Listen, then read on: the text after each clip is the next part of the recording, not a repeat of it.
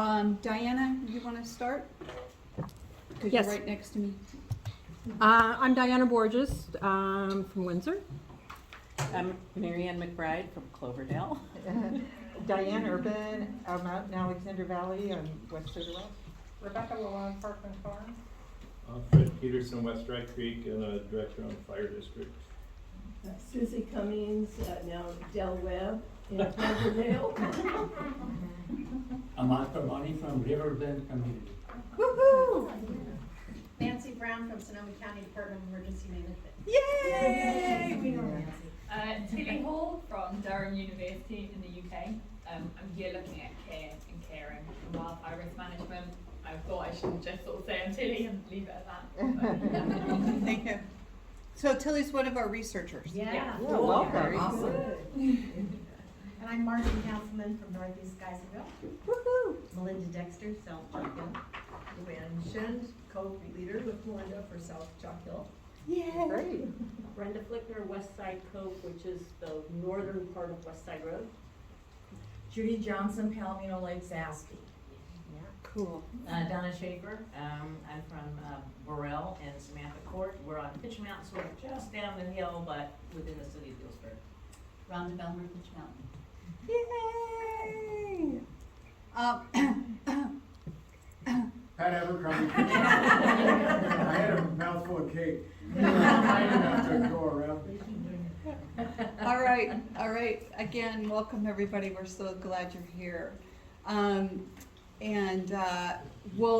What I'd like to do is just really launch right into this cool tool that I came across. It's called the Fire Adapted Communities Pathways tool. Oh, Marshall, you want to introduce yourself? There might be some folks that don't know you. Marshal Turbeville. I exist in real life. Or for CalFire in the Northern Sonoma County Fire District. Good to see Today he's everybody. CalFire. Yep, Mondays I'm CalFire. All right, great, thank you. So, as you know, we're part of the Fire Adapted Communities Network, which is a national network of fire, what they call fire practitioners. So people working in fire, but also community people that are doing work like we're doing. And we were invited to be part of the core group of people, which is about 30 groups that get lots of special attention and get the opportunities to learn about a lot of this stuff. So I wanted to share it with you, what I've learned. So I am not an expert on this tool. I've had one webinar that I went to, but Nancy and I had an opportunity to kind of dig into the tool and try to learn more about it so that we could tell you about it. So be nice to us because we don't know a lot about it, but we think it's cool. So we wanted to share it with you. So that's what today is about. So this tool. And I'll just add a little bit. I don't know if you guys are familiar with the National Fire Plan, the National Cohesive Strategy. It talks about fire adapted communities, right? It talks about a really robust response, first responders, but this is really key to the national plan. So I'm not saying we're doing this all for the grants, but this is like a national situation. And you guys are seeing this in other states now. They're having bad fires. Is the more the community does things to become fire adapted.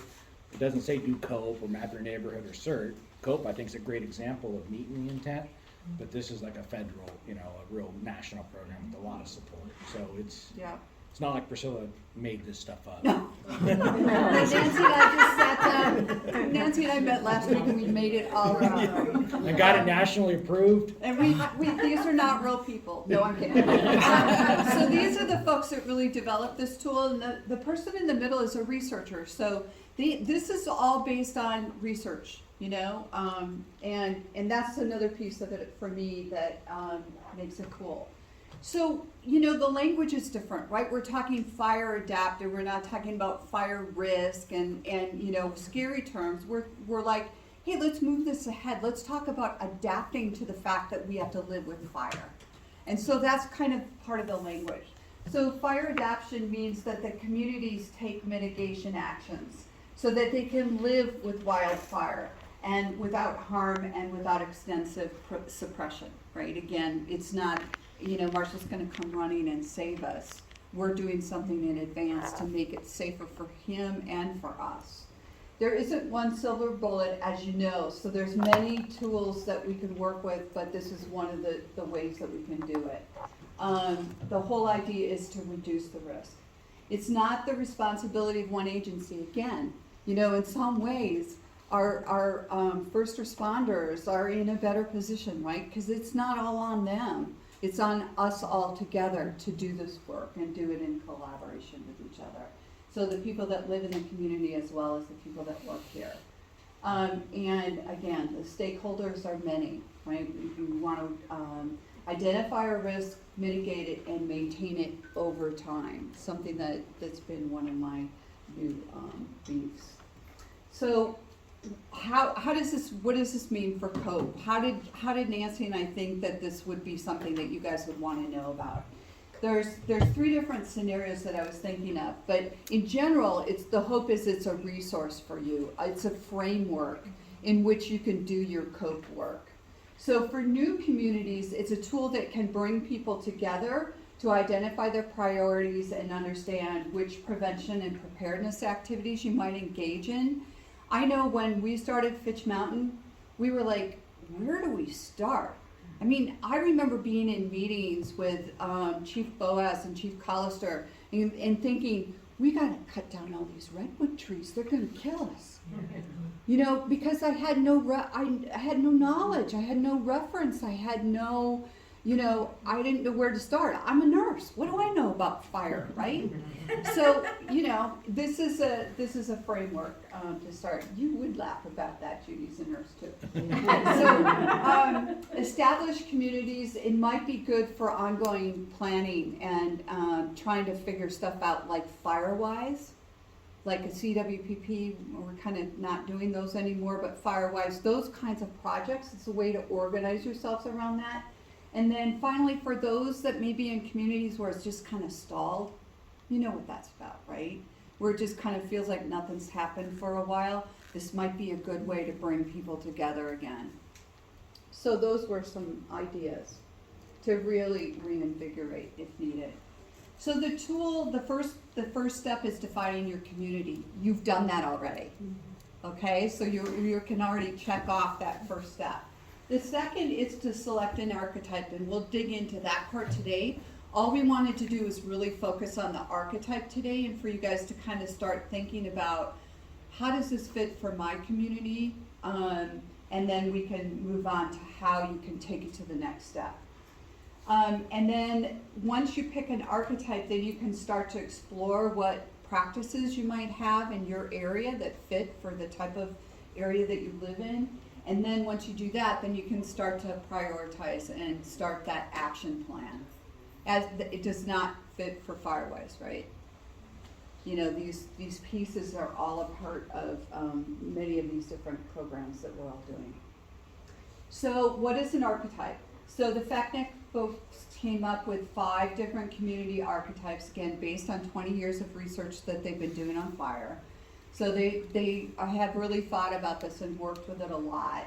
And it shows that the characteristics of a community will define different ways that communities will adapt to wildfire. And there's, broad patterns.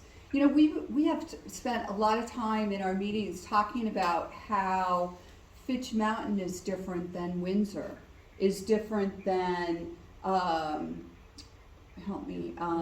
Franz Valley. They're very different communities. We all have some similarities, right?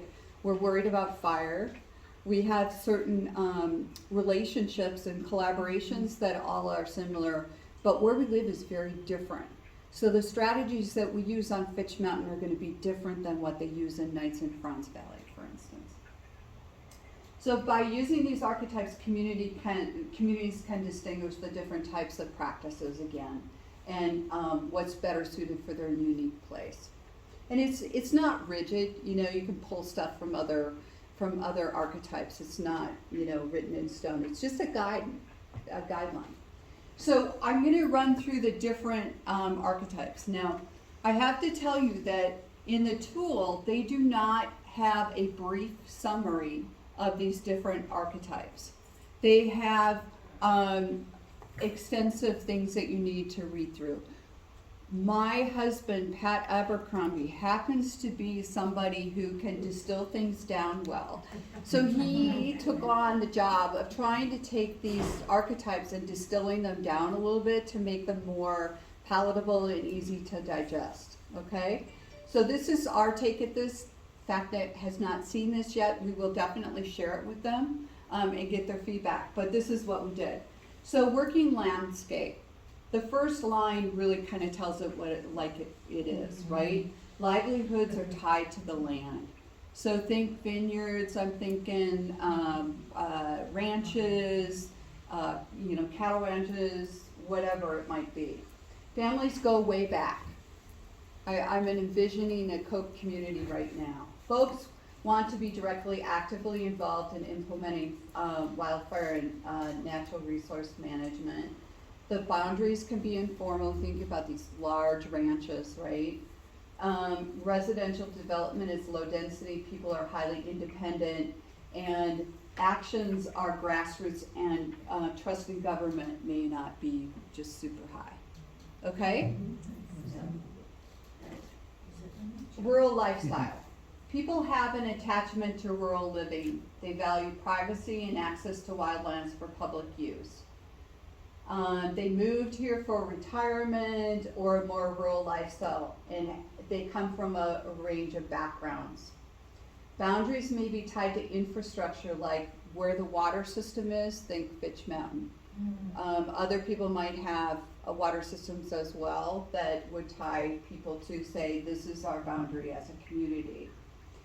Residential parcels are lower density mix of primary and secondary homes. Again, something to distinguish. Ingress and egress may be challenging. Also sounds familiar. The high amenity, high resources, place attachment is tied to outstanding outdoor amenities. To me, the first thing that comes to mind is Tahoe.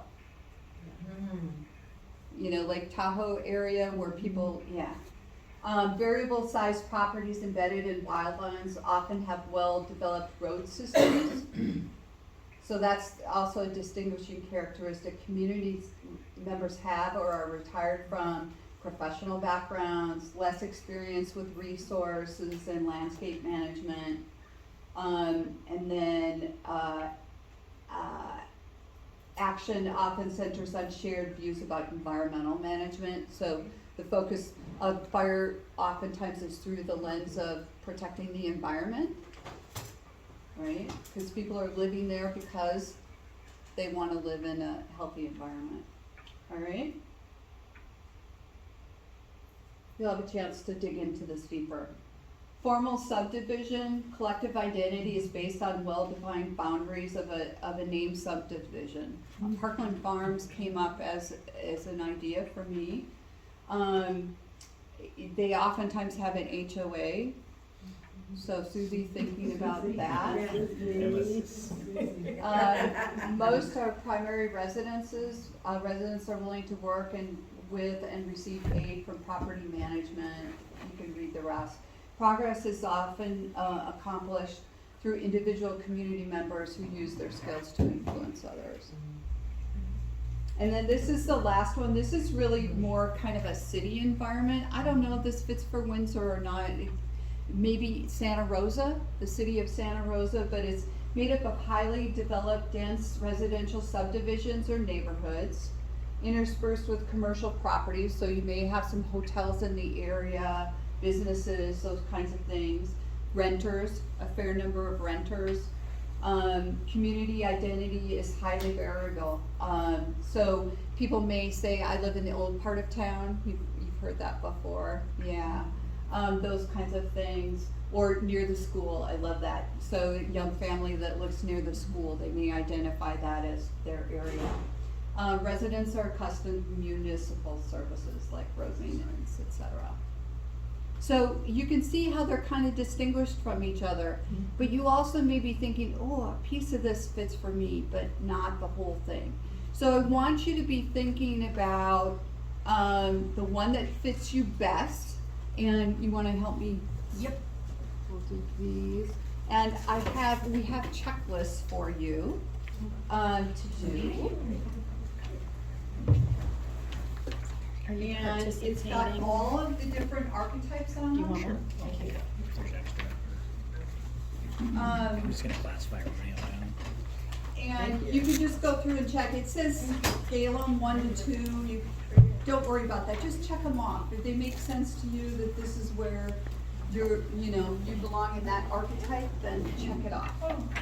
And if not, then go to your second one. So try to think of 2 that kind of fit, or if you're not clear about one, make sure you've got to back up and go to that one. Make sense?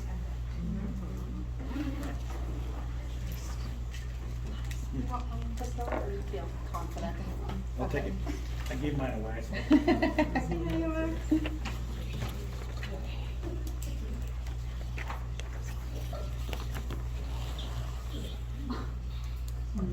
I made it.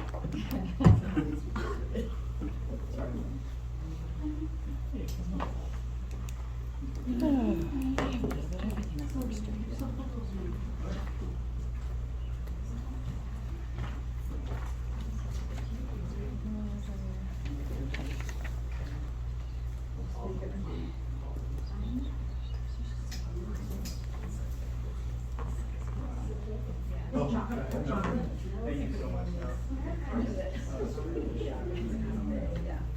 There's a bunch of stickers here. Spend some time on this. Yeah. Does anybody need a pen?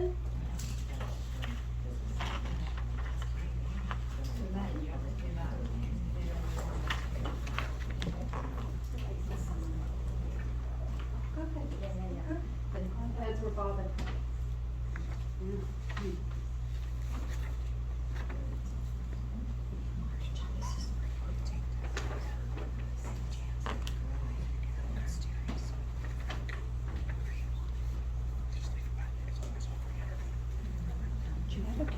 So, I'll put my briefcase by it.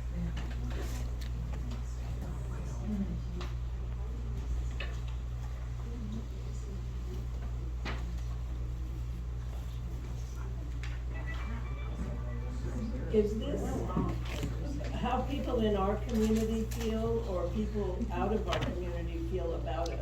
It's about you guys, 'cause this is Yeah. for, you need to Yeah, make sure it okay, resonates good. with you.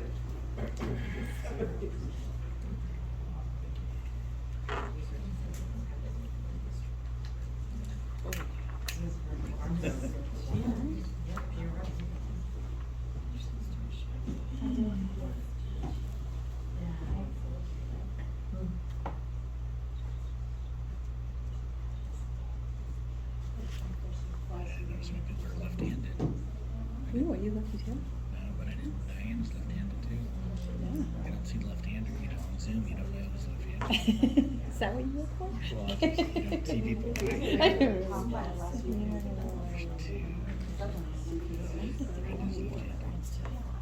We got to turn late. Although it was interesting, because we.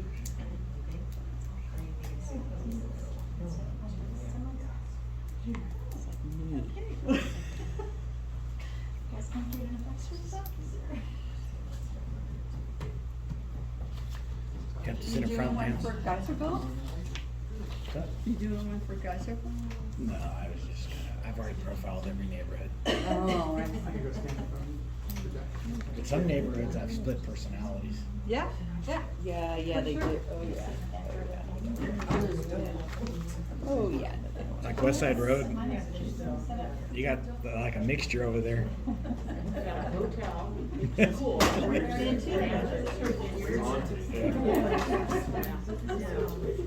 it going? So positive, thank you so much. Retreat center. Thank you very much. I'm trying to avoid it all. Really says, embedded in wildland. Do you consider scenic lane embedded in a wildland? Not really. Yeah, I mean, it's, yeah.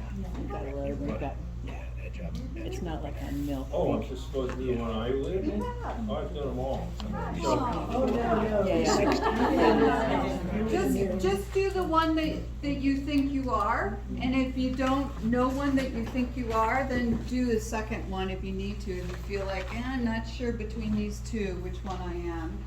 Well, actually, the good thing of doing what I'm doing is it really zeroes in on the community and what you like. Very good. Yeah. Okay. Priscilla, this is one way to find out who we are. Exactly. Confusing at times. Yeah. That's why I had to ask if somebody. So, once you decide what community you are, there are stickers that are on your tables. Take a sticker and put the name of your community on the poster that fits whichever archetype you are. The 5 archetypes are up here on We can use 2, so I'm sorry, we fill it every page out? I thought there wasn't, I had it down. Just fill it out, the one you think you are. Okay, got it. Look Okay. at rural I am, lifestyle. okay. Okay. If you think you're 2, pick the one you think you're most like, because we're gonna break out Okay. into groups of, This is me. you need to be one person for this. Yeah. If you do that, then we can add the match. Yeah. So weird.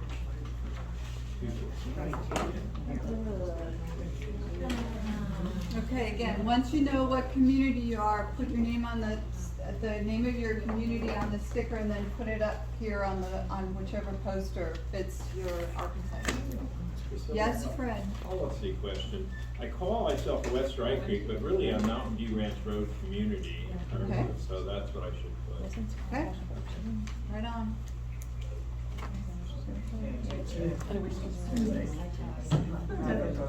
You can just put your name. Okay. Yeah, absolutely. Yeah, it is. I find it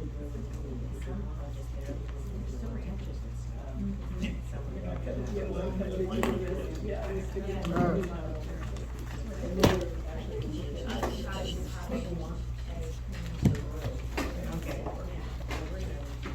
Yeah, it's too bad there's nobody from France Valley, Lance Valley here. It's gone. I'd be like, oh, yeah. Yeah.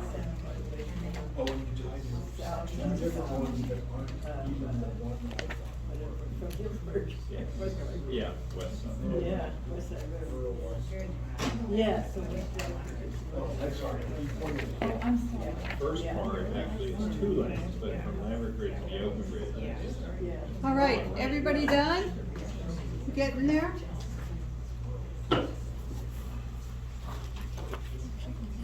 Yeah.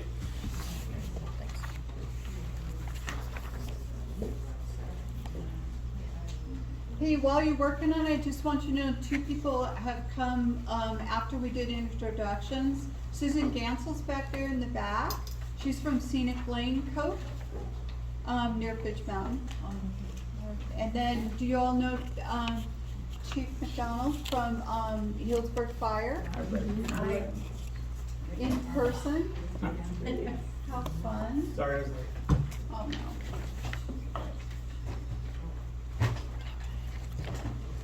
So, I think there's just a couple people left. Did you already book Diana? Did you already put yourself? Oh. I was wondering what I was supposed to do this.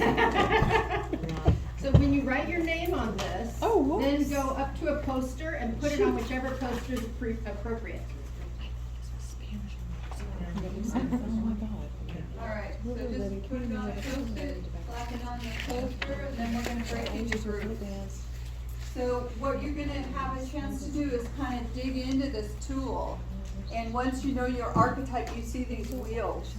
So, those describe, the fire adaptation practices that you might subscribe to. And I noticed that the rural, so we'll do. Yeah. There's only 5, so. Let me see. I might have That's rural again.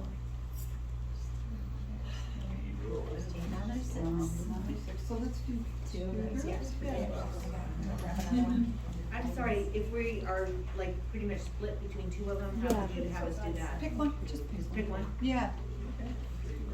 Or one of you could go to one, one could go to the other. So Yeah, you could do that too. Whatever turns your crank. Oh, I forgot to do our working agreements.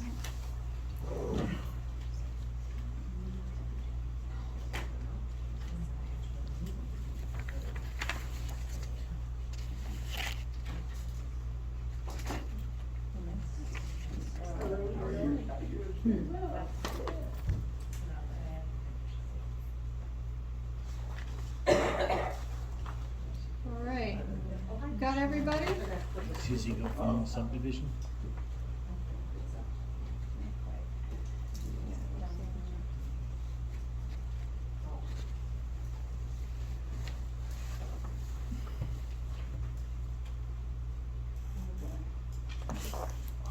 Tommy, what are you doing? Just in case anybody doesn't know where I am. You know where you are at all I know. times. Do you know where you are, though? Okay, wow. Okay. Got one more here coming. Great, thank you for doing that. How did it go with just as part of the tool? Did it make sense to you and you kinda, I know that there's probably some of you that are feeling like, not sure which one. But again, you can pull from one and bring it into another one, you know, it's not written in stone, so you can definitely be both. How many people that are part of the rural lifestyle, felt like they were also in another group? Yeah. Oh, interesting. Yeah. Okay, all right. Okay, so here's one rural. Okay, so, let's do one group up here. I have Fitch Mountain, South Chalk Hill, Mountain View, and, Marianne McBride. She has I a don't know home. what I am. I have no So- group. Yeah. And then another rural lifestyle I'm gonna put over here with Judy Johnson, and then we also have Soda Rockers, Diane, and Fitch Mountain Pat. You guys are gonna be here. Okay. Okay, come on over, the Then we first group of have four. Working landscape group.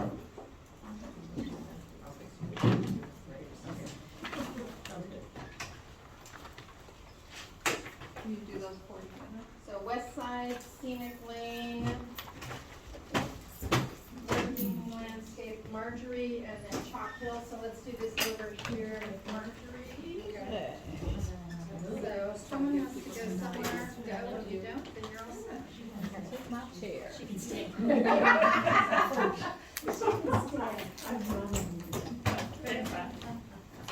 High amenity resources, kind of. Oh, you're clear, okay. So there's only one of this. I'm here. But, And this one? Was anybody wondering if they were high amenity resource? I said that plus subdivision, I mean, it was sort of divided, Yeah, I'm a so. subdivision. So I would go with subdivision. Okay, cool. Okay, we'll just make this a group of 5 with formal subdivision. So the other 5 of you formal subdivision, let's go over here.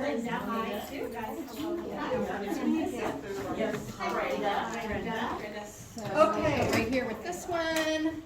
Might want to throw some people on the other side of the table. So this is what the tool looks like. It's got all these wedges around it, right? So I want you to take a minute to kind of explore what these adaptive practices are in relationship to your archetype. So it'll have like landscape treatments, and again, it depends on, this is commercial, and highly developed, and their priority is fuel breaks. Right, so it's always nice to be with folks that are simpatico to what you're going through in your community. So it's kind of like the archetype piece is important, right? That it would be hard to sit with someone who's in an HOA type of environment if you're really rural and not focusing on that. So maybe the archetypes seem to kind of resonate a little bit, all right? What else about the tool was helpful to you? How about the wedges? I mean, did the priority areas make any sense to you? Did they? Oh, yeah, definitely. Yes, Mr. The- Abercrombie? I felt that the descriptions of the, I'll call them efforts, didn't necessarily, match what we would do, but they are close enough to 2 or 3 things that you might do, that they force you to think a little bit more deeply about what opportunities you actually have. So one line might not really fit, but it might spawn 3 lines that do. Okay. It's just a way to organize your thoughts. Okay, so maybe an idea producer may lead you to start getting other ideas. Ahmad, did I see your hand up? What's that? Did I see your hand up and miss you? Yeah, no, I was just gonna find out as far as, you did not define where we're going with this. I think that's what's missing. I think as far as discussing ideas, understanding the structure, the human element, the private property, the landscape, the lurking, outstanding issues associated with the owners, the age, the financial status, et cetera, et cetera. It's all good to understand the dynamics of the community, but what would this pie chart or the web chart would do in terms of organizing us team leaders to come up with a strategy, and most importantly, to get everybody together along that strategy? Because we were just discussing over there, neighbor's issue is my issue. Okay, so. Neighbor's issue is my issue, is the community issue. Uh-huh. We're so So I close think together. bringing the community together should be the first goal. And once we have that coherency, then we can drive them toward the goal. Great, And the goal great. is to make everybody safe. Great, good, all right. So any responses to that? Any thoughts about, yeah, Fred? Yeah, I mean, I agree with what you're saying, but in practice, what we've found, and I haven't been involved as Priscilla or the other co-community leaders, but getting people energized. So I think sometimes finding particular things, like what's the greatest concern, getting consensus there, and then what can you do? You start somewhere, and then that hopefully can coalesce into the. That's a tool to bring people. Yeah, to but the you gotta get conversation. started, you gotta start down the road, and, rather than having the big vision and kind of selling that, I think is more done. But that requires a relatively thorough understanding of which community are you living in. So you need to know what those priorities are, so then you can teach the others and get them on board that this is the right thing to do in order to be safe.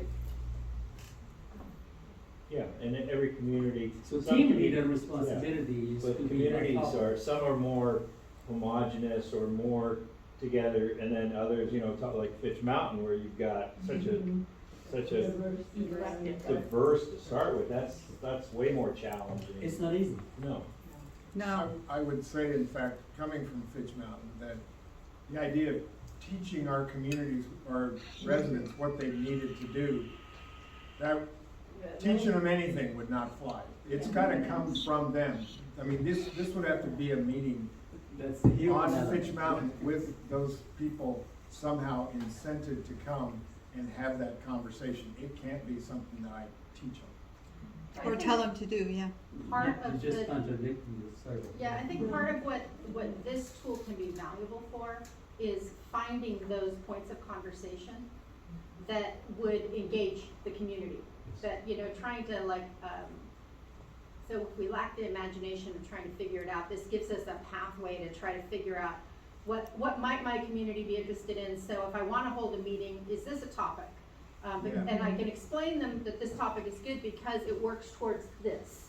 And so, how many people would be interested in this topic, or even querying your community?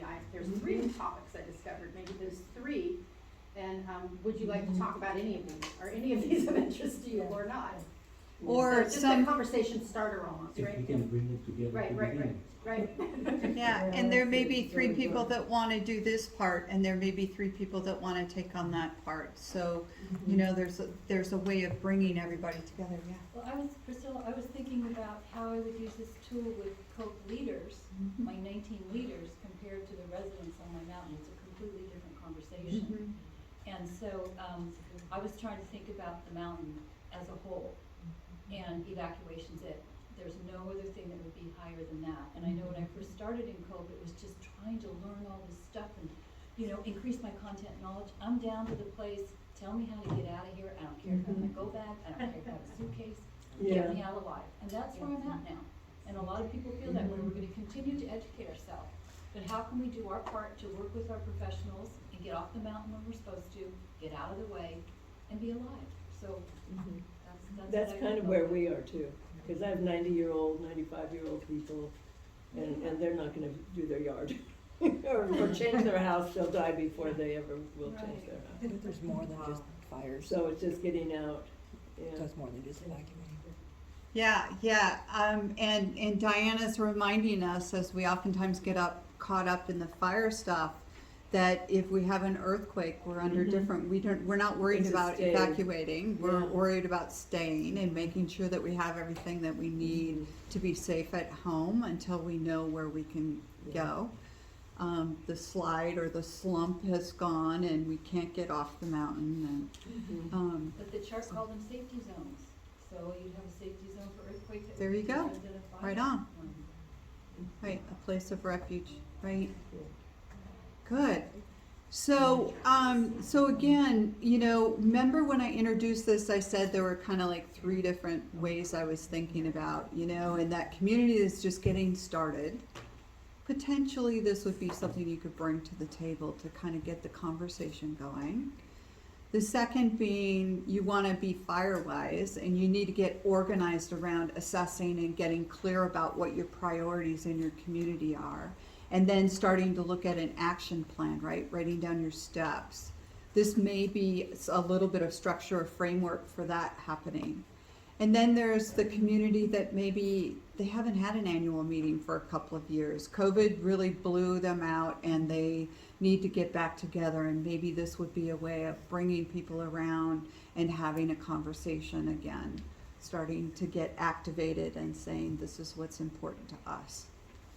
So let me kind of, I have a few more slides and we have a little bit more time, so let me, if it's okay with you, kind of take you through the next steps of how you would keep working with this tool. Does that make sense?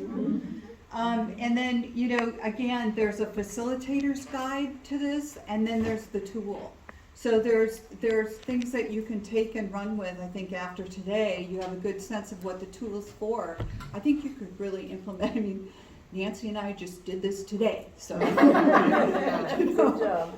If we can do it, you can do it. All right. Priscilla? Yeah. So where do we find things like that? I'll put it on the website. I'll have, and I'll share it with you. Again, you can also look at the FAC Net website and download the tool that way, but I'll try to do my best to make it very easy for you.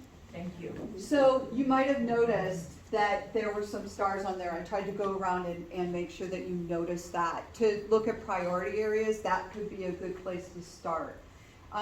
They have a few different ideas here.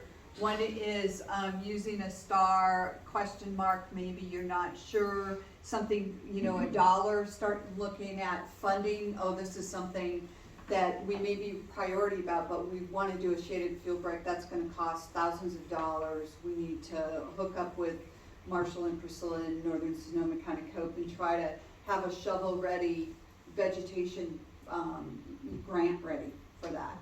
Whatever it might be. Exclamation mark. Can you read that? I can't read it. Let me see if I can read it here. So I get putting my contacts in. So you go around the wheel. Would need resources to make it happen. I think the heart is that's a favorite of the community, more like engagement related. So anyway, that's one way that you can organize your thoughts around these wedges. And then again, as I said, for those of you that are kind of like, some of this matches for me, but a lot of it's from this other type of archetype, you can mix and match.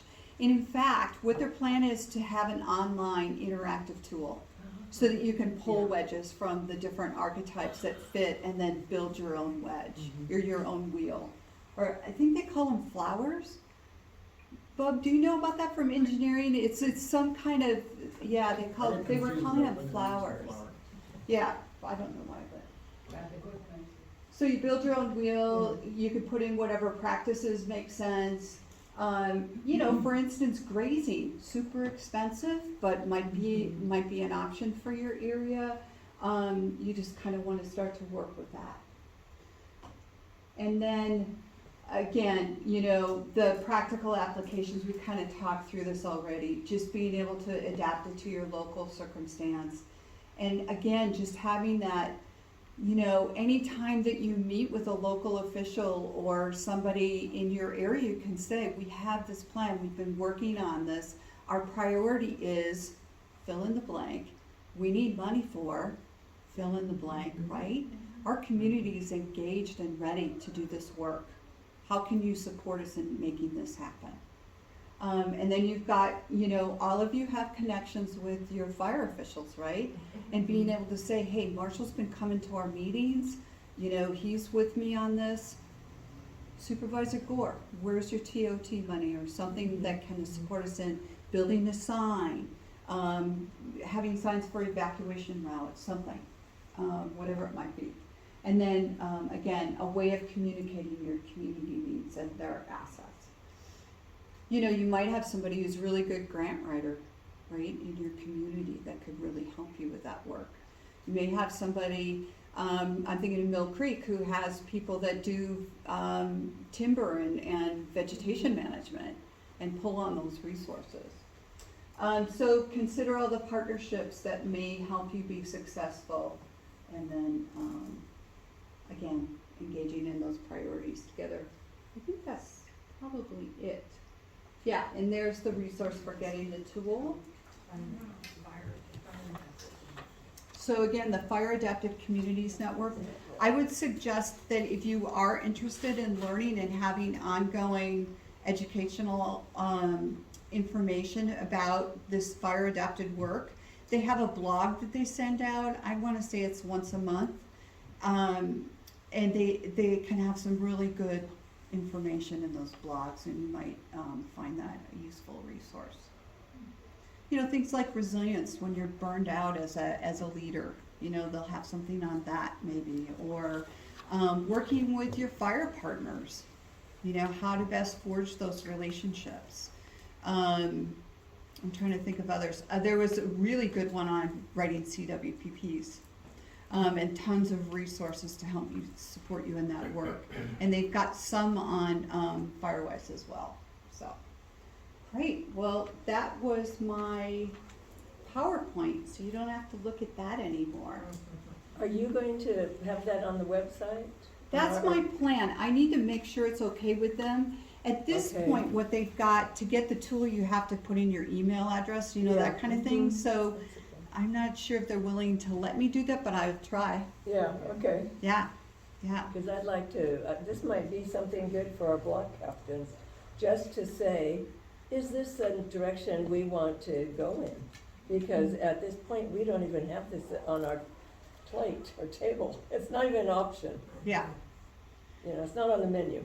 Yeah, yeah. And again, it's just it's an opportunity to start a conversation, and it doesn't have to be real structured or real rigid, but more as a way to, again, have a framework in which to work together.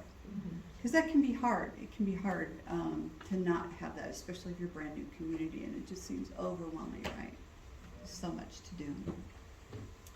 All right. Any other closing comments about this tool, and then we'll go on to just have a little bit more of conversation about our next meeting.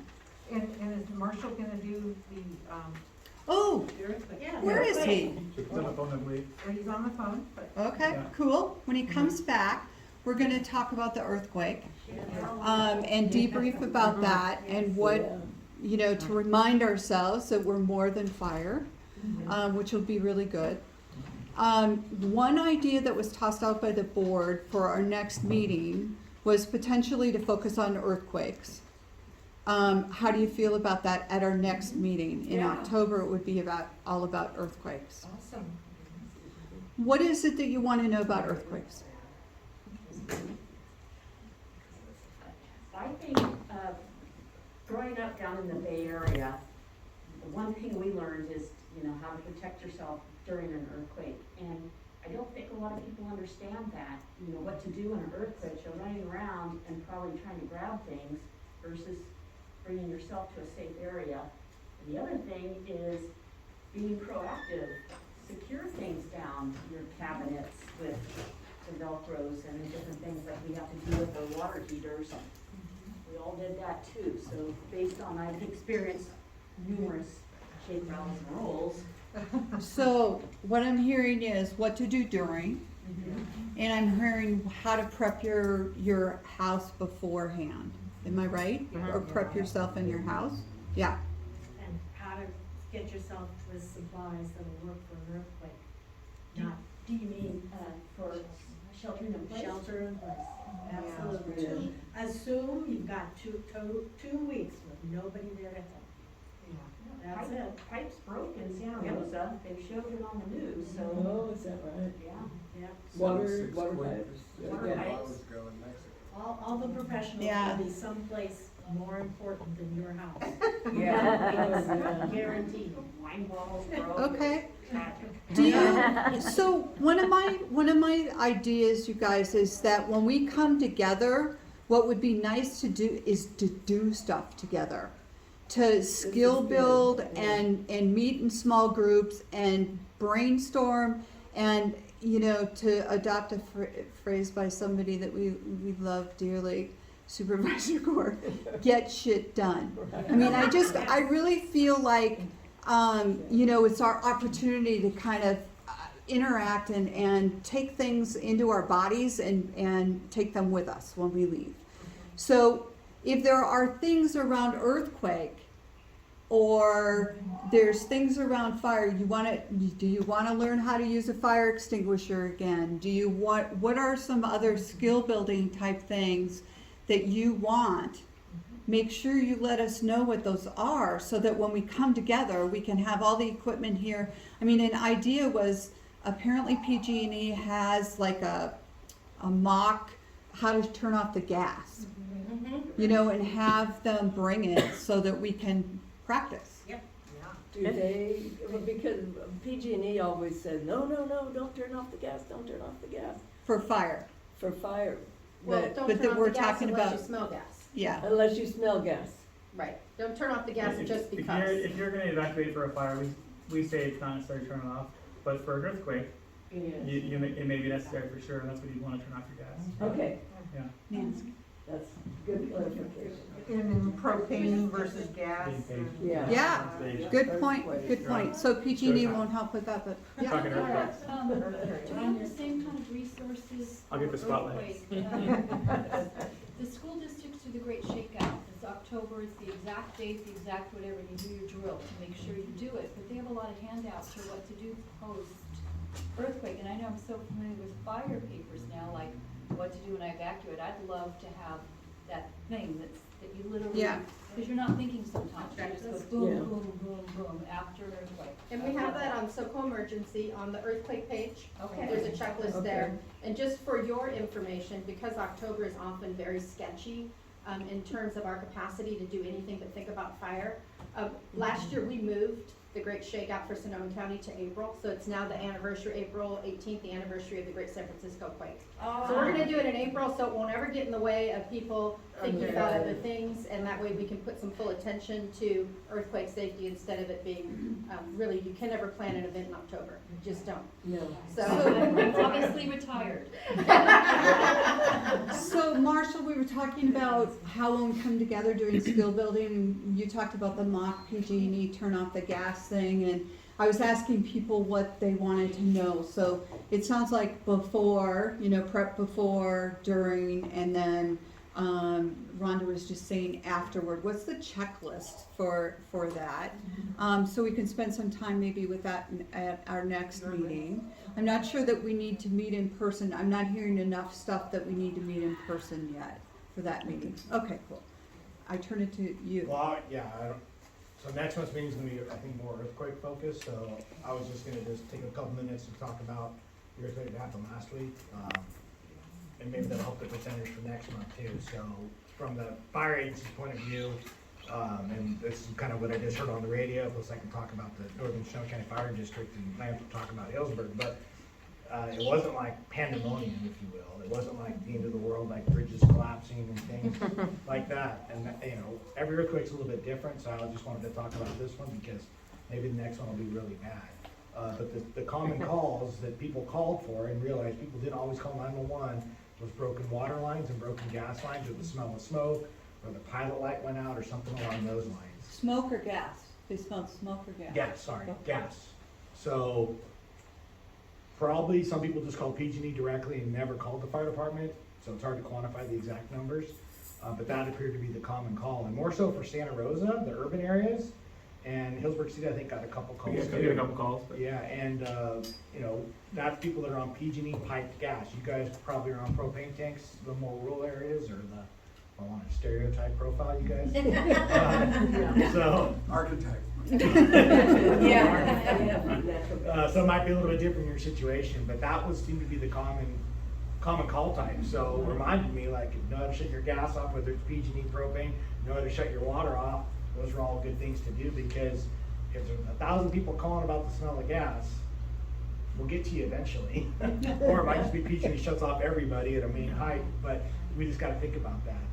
That was the most common call we got. So people didn't call about landslides, trees down, I'm sure stuff fell off people's shelves and walls. So that was, you know, we didn't get those types of calls. There's no public assist or people that, you know, fell and couldn't get up. So it's, you know, every call's different, or every earthquake's different, and I know it's gonna be talked about next month, but maybe if you guys have any questions or want the presenters next month to talk about, like Rhonda brought up, or, you know, what the fire department did, you know, assess our station and did that type of thing, but it was kind of, I hate to say it, almost like a non-event, at least for the north part of the county. I can't say it's gonna be the way every time, but that's kind of the fire, you know, fire district's point of view. And then you want to talk about the city at all? Yeah, we very similar to that. We had, like you said, a couple of calls. We have a protocol at the fire station where our crews know to go open the garage doors right away and wait to make sure they open so we can get out if we need to. So they do that, and it was a good time for us to practice that, and they did that. I happened to be with Chief Boz at a Cal Chiefs conference in Sacramento, so it was with a bunch of fire chiefs that went off, and then all of a sudden you saw a bunch of Santa Rosa people leave. So for the most part, everybody was on the phone right away, checking in, and realized that there wasn't the panic, there wasn't the you know, the issues. But it did make me think. You know, we've trained, and we always talk about what happens if we get disconnected from the north or the south, right? And so in a major earthquake, that's a possibility with the bridges that come up the freeway, and then of course our little bridge in Healdsburg here. So you know, having that one, you know, it's funny, growing up in a rural area, we always had enough food for 2, 3, 4 weeks. So it's kind of, we always had that where I grew up. But I think now we're so prepared to evacuate for a fire and get out and then go somewhere that has all that stuff, right? So it's a little bit of a mindset change to make sure that you're prepared, that you have those supplies. And I think it was a lovely reminder. Hopefully it'll also relieve some pressure from fault lines and did all the right things that shake is supposed to do. But it's a good reminder for us all to shift that preparedness for sure. Marshal, historically speaking, have we had a major earthquake in Sonoma County? The last one was in 1991, October. I get Oklahoma's fire mixed up here. Yeah, Third Thursday of the month. Yeah, was it October 20th? 91. That was like the last major one. What was the Richter scale? It was like somewhere in the 5s or 6s, but there wasn't a lot of damage. Wasn't a lot of damage. It was really deep. The last nearest to us was Napa. Napa had one, and that caused some damage. Yeah. And that was in this, I think August, September, kind of. It was in the summer. 2012. It was, yeah, just like yesterday. But I thought during the 06 earthquake that Santa Rosa was level. Right, yeah. Yes. Oh, yeah. So, yeah, it got suffered. Yes, apparently the Rogers Creek fault is attached in some way to the San Andreas fault. So a large San Andreas eruption would cause significant shaking on the Rogers Creek fault as well. So it's a twofer. And I'm not an expert on geology. I think we have someone in the room that might know more than me. And that's the purpose of next month's meeting. But I just wanted to kind of talk about this it could have been really bad, but it wasn't really bad. I don't think we should get complacent, we gotta be prepared, but that's, from the first responder side, kind of the extent of what we responded to. Nothing close to it is the fire that. No, and that's like the event worst that case, happened. right? Either a building collapse or a Scene of fire disaster. starts, and then we don't have anybody helping us because they got their fires. When you look around, we do have pipelines, we got the wastewater being pumped to the geysers that comes through here, we got gas pipelines. So we do have a little bit of vulnerability. I think most buildings are built better, overcrossings are built better now than 1906 for sure. But like Clarence was saying, it's a different mindset than a wildfire too. I'd like to talk a little about the MyShake app. So I saw a lot on Facebook, especially on Windsor, how, because I actually posted on a Facebook page and asked, did you get it before or during? Most of them got it during or right after. The notification The from the notification, yeah. From the MyShake app? Yes. Or from the social alert? MyShake app. There was no social. Was Not alert, Cal. Yeah, that was from. USGS. Cal US, okay. Yeah. Those things in that app. And then people were saying, oh, Napa got the alert before we did, the quake hit, and I felt it so much up. Okay, that's not the way it happens. The alert goes out to everyone at the same time. So what you're seeing is the different travel time and earthquake waves through the earth, okay? So there is limited, the technology is very limited these days just because of the way we are. So the earthquake occurs, it has to travel through the ground to hit one of the sensors. Okay, and depends, travel time is dependent on material it's going through, depth of the earthquake, a lot of different things. But it hits the sensor, that's sent to, I believe, still to Berkeley. You see Berkeley, it's kind of analyzed, they get a little information, and then it's sent out to our phones. So you think about it, I mean, it's really quick, but that takes time. So I saw in an article that those people that were in a 9-mile radius of the epicenter actually received it during or after. And that's just a factor of the way the waves travel through Earth and the technology. So in reality, those areas that are going to get hit hardest are right around the epicenter.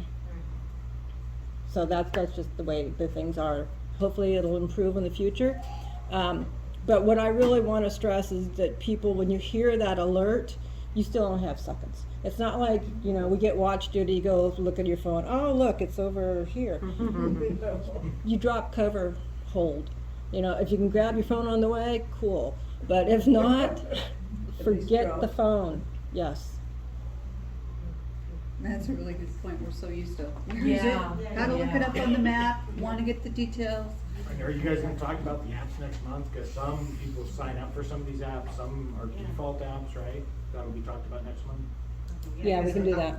I don't have an app, so I don't know, but I did get an alert. Remember, you need cell phone coverage or infrastructure to work for you Right. too, but Yeah. it'd be good to know about the apps for next Yeah, I month. agree. Well, the good thing about an earthquake is you feel it.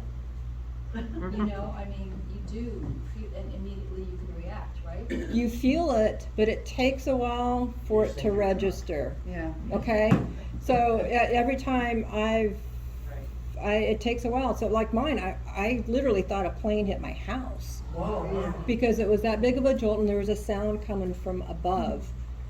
And by the time, by the time I processed, oh, it's a quake, and I got under, well, it was halfway through. Right.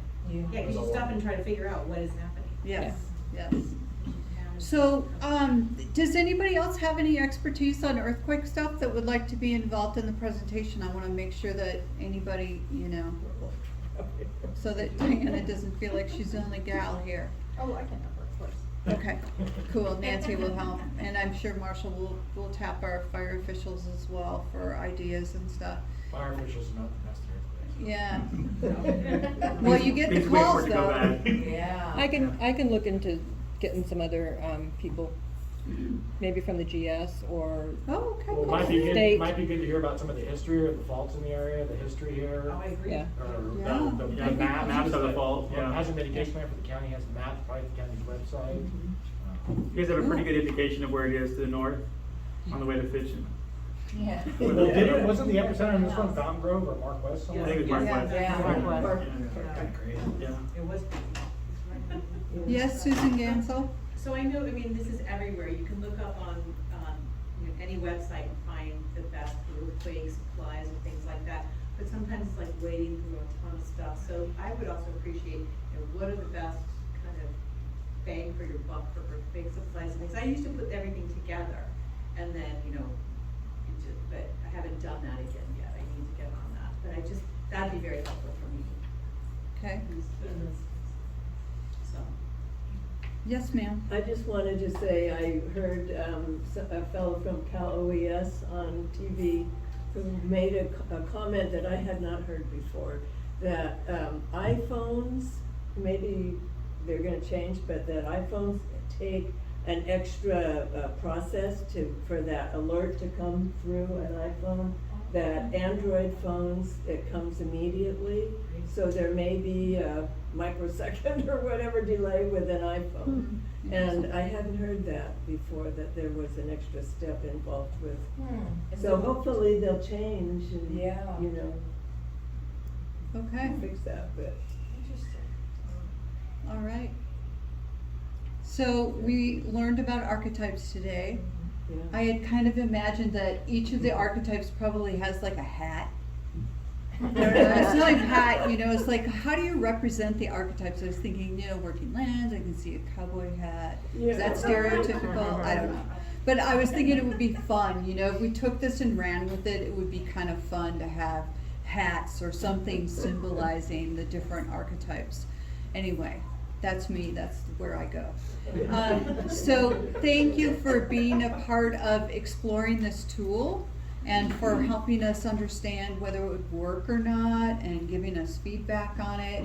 And hopefully you're taking something with you that you can take back to your community and actually work with if you feel like it fits.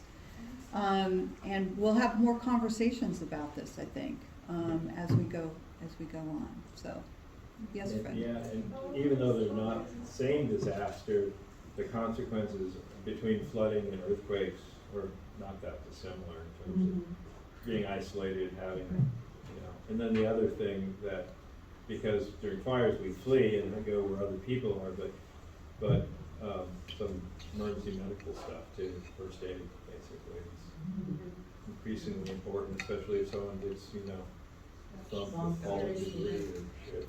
Yeah. So knowing who your people are, right? This is another good example of knowing who has the chainsaws, who are the medical providers in your area. All that data that you've collected already will be very useful for these other disasters. So I have a bunch of stuff on the table here. One are the small emergency cards and some of the larger emergency cards. I don't want to see any of that. I don't want to take that home. So I'm expecting you to bring those back to your communities and distribute them, please. And Take cake home. take cake home. You're being required to take cake home. We didn't even break open the pie, it looks like. So, and again, there's radios in the back if you have deaf and hard of hearing folks. Those are those lights that they blink when you use the NOAA radio, and has a bed shaker as well. Wait. I didn't miss that. Okay, I'll do it, 'cause there's someone on. As we say in American Sign Language, yes. It's very true. Yes. Yes. Thank you all for being here.